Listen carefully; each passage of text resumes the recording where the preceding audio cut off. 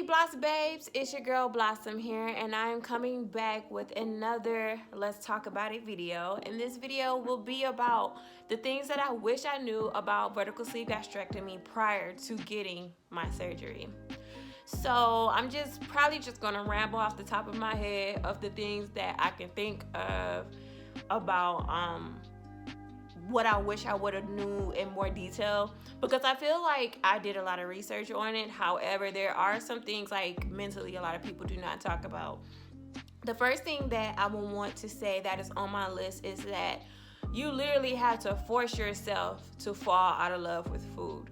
If you're one of those people that is an emotional eater, or you go to food to eat for pleasure or anything out of that sort, literally, this surgery is going to force you to stop that, and if it doesn't, it's going to make you miserable. There's been plenty of times where I remember that phase when I realized that I fell out of love with food. Like, I just remember being extremely happy to eat something, and then when you get it right in front of you and you're only able to eat a couple bites of it, it does mess with you. It does mess with you mentally. Like, you can get depressed from that, and I don't think a lot of people talk about that or share that to people who have not gotten a surgery yet. You literally have to look at food differently. You have to look at food as if it's fuel, not something that's just like pleasure. So it's kind of hard to break that cycle. And once you break that cycle, things get better, but you have to stop that temptation of going back into having the pleasure of eating food, because you will gain back your weight. Another thing that I wish people would have told me is that this surgery, and this is something that I feel that's beneficial to people who are pre-op, with this surgery, there is so much mental stress. One thing that I feel that people should have told me before is that literally, even though you fall out of love with food, you have to think about it. You have to think about when you can eat, when you can drink. If eating this is too late, okay, I can't eat bread. Okay, I need to get in more protein. It's 6 o'clock at night and I only have in 50 grams. I still have to get in 40 grams of protein. Like, one thing that a bariatric patient has to do is actually plan out their meals and figure out what they need to eat to get in all their protein, because as you know, we have a high protein diet. And if you're just winging it, you're going to fail. Like, you're going to fail in the beginning. Like, you literally have to plan out when you're going to eat, when you're going to drink, because you can't eat within 30 minutes. You can't drink within 30 minutes of eating before and after, so you had to take that in consideration. And then also, depending on how much food you eat, you may actually have to wait longer than 30 minutes to eat and drink. That's something that I did not know. I thought, okay, I'm gonna wait this 30 minutes and I'm gonna drink my 8 ounces. However, there's times where I will eat food and I will move forward with drinking, and it will hurt. It will fucking hurt. Another thing that I wish I would have known about VSG prior to having it is the sensation of being full. So, I don't know, when I was prior to having surgery, I didn't know really what it meant to feel full. The way I knew I was full is food started going down my throat slowly. And I got that full sensation occasionally. However, when afterwards you have VSG surgery, a lot of people have different ways of knowing that they're full. And there's really no guaranteed way to know when you're full. Literally, mine have changed 3 times, and I'm only 7 months post-op. So when I first had VSG, I would hiccup.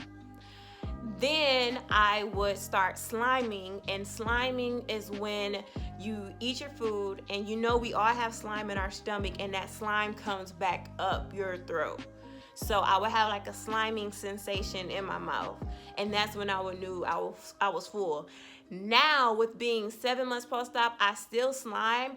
However, now I feel like this sensation of a fucking tire around my stomach. Like, I feel like I have a tire around my stomach. So that's something recently that I started having issues with. Not issues with, but that's something I've been noticing about when I'm eating. So that's something else. The next thing is, for me personally, I did not have issues with acid reflux prior to having surgery. I would maybe have an issue of acid reflux maybe once every few months. Now that I am post-op, that is something that I deal with on my day-to-day life, and I have to take into consideration the things that I eat and drink. For example, one thing that causes my acid reflux is sweeteners. For example, Crystal Light, the Kool-Aid squirts. Those things, when I put that in my water and I drink it, that activates my acid reflux, and I found out that that is something common in the VSG community. A lot of people also convert from VSG to the bypass because of their acid reflux. And to my knowledge there, I can go into a whole nother video of acid reflux. As of right now, I take a lot of Tums and over-the-counter medicine. My surgeon also prescribed me some medicine, but I ran out of the refills on that, so I actually have to get in contact with him about that. Another thing that I wish I would have known and prepared for is clothing. Y'all, you get some, well, depending on your rate of weight loss, you may lose weight really fast, and that means that your clothing is going to get very fast. For example, within 1 month, I had lost 2 pant sizes. I went from a size 12 to like a size 8 within 1 month. And I didn't lose no like actual that many pounds, but I lost a lot of inches. And if that was something I would have known prior, I thought it would be more gradual. I wish I would have known that before, to where, you know, I could save up some money for shopping. Because to be truly honest with y'all, I do a lot of my shopping at Walmart. I buy a lot of jeggings from Walmart. I actually literally just had to buy some. I had to re-up on some this past weekend because my mama told me my booty was looking saggy. So yeah. And then also, it's not cute or professional being in your workplace with baggy clothing. And I went through a period where I had baggy clothing because at that time I couldn't really afford to go out and buy a whole new wardrobe. So one thing that I will say is, if you do have like a professional job in a way, I would stick to more of the basics while you are in your first year, because you're going to be going out of clothes fast depending on how much weight you lose.